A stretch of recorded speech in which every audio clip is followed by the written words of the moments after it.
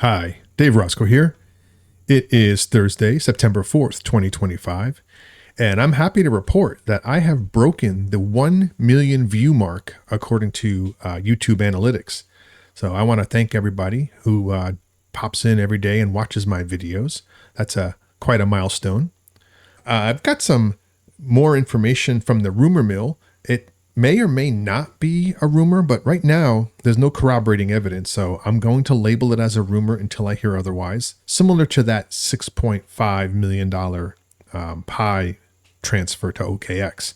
We'll talk about that as well. And I also want to report some strange Pi core team activity that goes to the heart of one of the biggest problems with the Pi network and their lack of transparency. So we'll get to that as well. But first, the metrics. The anti-scammer bot is at 7 wins, 2 losses. I have another unlock happening tomorrow, and I'm hoping for a win. If you or somebody you know has a compromised wallet or suspects that you do, reach out to me in the comments and let's see if I can help you. The Pi migration wallet has 15.4 million Pi in it, and it hasn't changed because there have not been any migrations. This is the second day in a row. And this also bolsters the idea that they are testing some Protocol 23 activities, which Stellar has named Whisk, which is interesting. They are now choosing to name their updates, which is fine. I think that's a good idea. You know, people relate to names more than numbers. But the project I work on for Boeing is called Whisk 2, but spelled a little differently. The circulating supply is 7.99 billion Pi. And I wanted to report on the migrated unlocked rewards, but I can't because the Pi network block explorer is all messed up. According to the block explorer, over 325 million Pi was unlocked in the last 24 hours. And that can't be the case, because if it were, we would be seeing a price of 0 for the Pi coin right now. So that's not happening. So it can't be real. It looks like it's probably just a reporting glitch on the website, and it'll sort itself out. So I can't report on that stat. So I just got out of a charting session with Bullish Babe on the Crypto Wolf Pack, and like several of the altcoins, we are looking bullish for today, at least in the short term. The Pi coin is forming what's called a cup and handle on the 1 hour, and it looks like it wants to pump up. And the near-term target is about 37.4 cents, and it could go higher depending on what happens as the day progresses. But overall, it's bullish in the short term, so that's good. Looking at the price action, the Pi coin is currently trading at 34 cents, which is down 1.67% from this time yesterday. The market cap is at $2.76 billion, which is down 0.4%. Oh, hold on a second. Helps if I have the right time frame. It is down. The Pi coin is trading at 34 cents, which is down 0.4%, which now makes sense because the market cap usually follows the price. So that was my first clue that something wasn't right there. The daily trading volume is at $41.78 million, which is up 69.74%. And you can see that reflected in the trend line for volume. Now you can see at one point yesterday, we were close to about 36 cents, and then it has since dropped down, and we're back down to around 34.5. But as I said, it's looking bullish for today, and it's very possible we could see 37 cents or more by day's end. We'll just have to keep an eye on that. And the volume's picking up, so it's a slightly better trading environment than yesterday, but still, always be careful. Remember, this is gambling, guys.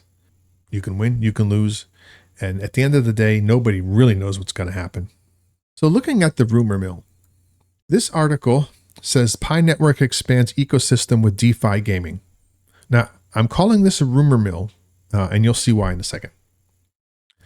Pi Network has hit a new milestone with the launch of its first decentralized DeFi game, Pi Online, on the Pi browser. This release marks a significant push by Pi to blend gaming with financial technology. Pi Online reflects Pi's growing emphasis on interactive applications, aiming to give its digital currency real-world utility in everyday transactions. The game starts with Genesis Farm, where players can cultivate land, grow crops, and harvest returns on their floating farm. Unlike traditional games, Pi Online is fully DeFi native, integrating financial features directly into gameplay. Now, the first thing that stands out to me here is, why would you name a game that's based on farming Pi Online? It's an odd name. And I did look it up. It wasn't easy to find. And it was, sure enough, called Pi Online, and it was a farming game. But there was no indication whatsoever that the author or developer of this game is the Pi Network. In fact, any attempt to click on the links to contact the developer or to see who the developer is leads you to a blank page. So there's no clue whatsoever that this is a Pi Network game. So that labels it to me squarely in the rumor mill. And it is currently on testnet. It has not been released. So I'm not sure if this article is jumping the gun or if they've just got wrong information, but just be careful. I would not presume to trust this app at all until we know more. It introduces a dual token system. PIOL, or PIOL, is the governance token. Seed is the in-game currency. This system enables players to stake tokens and receive rewards up to 12.8% per year. Now that's interesting. Pi Online also operates under DAO governance system, which cracks it open to community influence on the rules. The developers say this guarantees long-term sustainability and fairness. Early adopters benefit the most. They are given free land and seeds to jumpstart their farms. The developers say they aim to model an economy as close to real-world finance as possible. So apparently these people have access to the developers. If that's the Pi Network, that's interesting because I don't know anybody who really has an inside scoop onto the Pi Network or the Pi Core team. So again, not sure what this is all about, but be wary. And it doesn't even sound like a very compelling game to me. The only thing that would make me look at it twice is the actual chance to earn rewards. Now, think about this. If you're earning rewards, what is that reward? PIOL is the governance token, which means that in order to participate in governance, it's going to require purchasing that Pi or that token, probably in the form of Pi.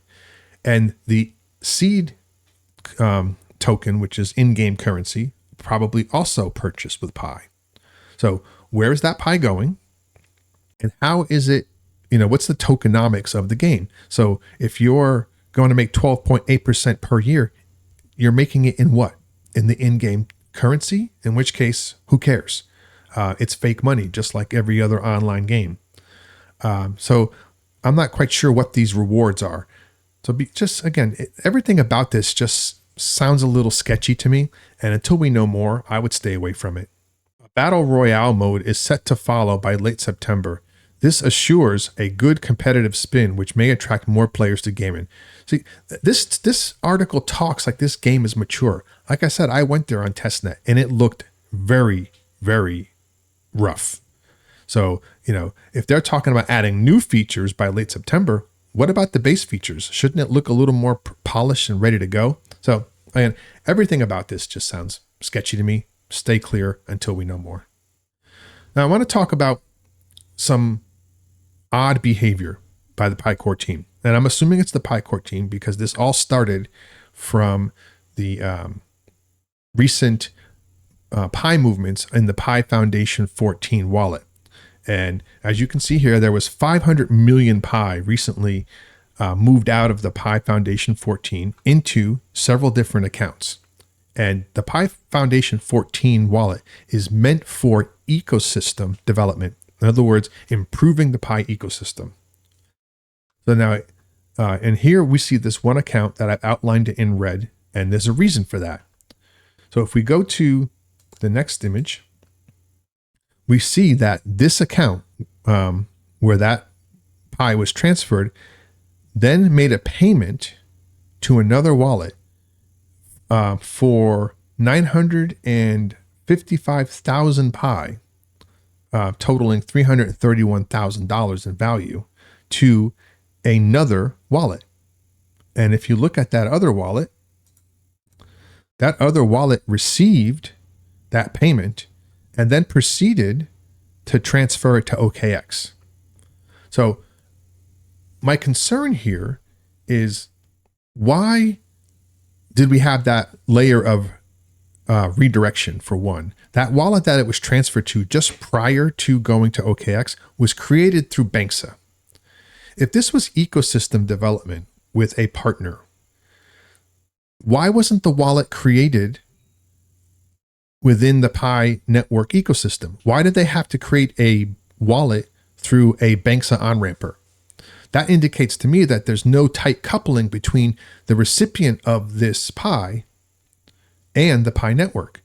And for ecosystem development, I think that would be the default case.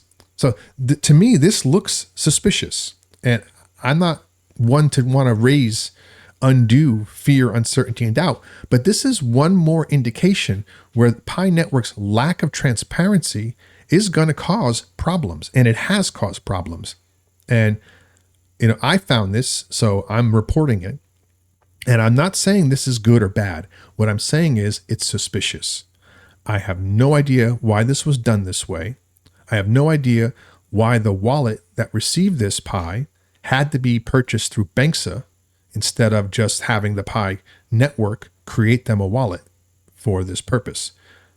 So that's very strange to me, because they can clearly create wallets and activate them for other purposes outside of migration. They have that ability because they've done it many times before. So I don't know what's going on here. It looks strange, and we can give them the benefit of the doubt and say that this was being used for what it's intended for, but it has a funny smell to me, and it's going to take me a while to let this one go. Now, I had somebody, I gave this information to somebody, and they were going to run it up the tree to see if they could get any inkling of any type of information from the Pi core team. And I'm not expecting anything. Like I said, I will say that this smells funny.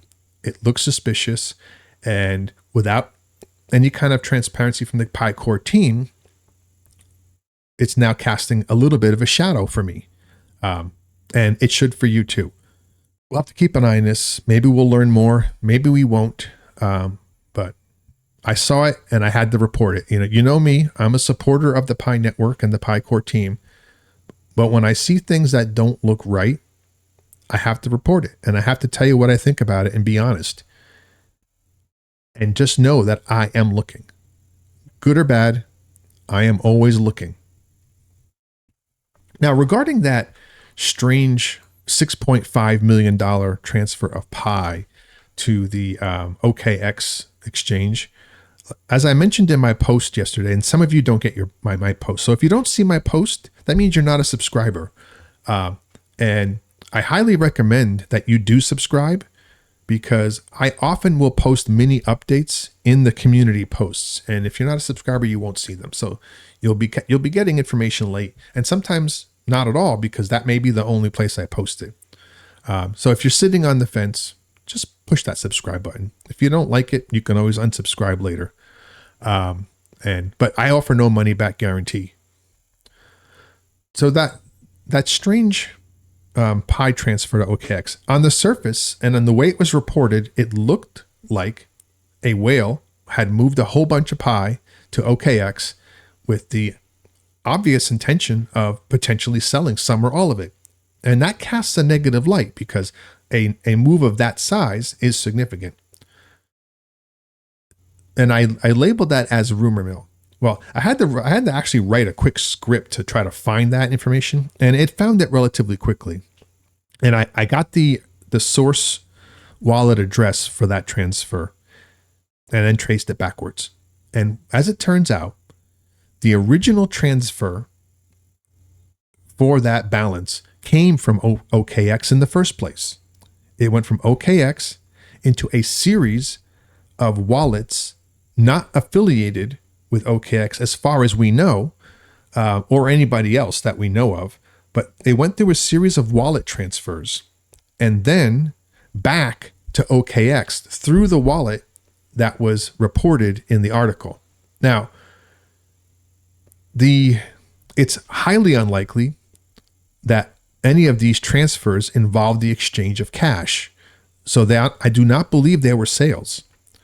At the time that the transaction occurred, the Picoin price was higher than it was at the time of any of those transactions. So if it was a sale up front, then that price would have been paid. And I have a hard time believing that they would have sold it at lower price or that anyone would buy it at a higher price than market on the interim steps. So to me, it looks like straight up transfers from multiple wallets and then back to OKX. And you have to question, why would this be? Well, there are only two real plausible scenarios in my mind. One is this was an OTC transaction, in which case the purchaser got a raw deal.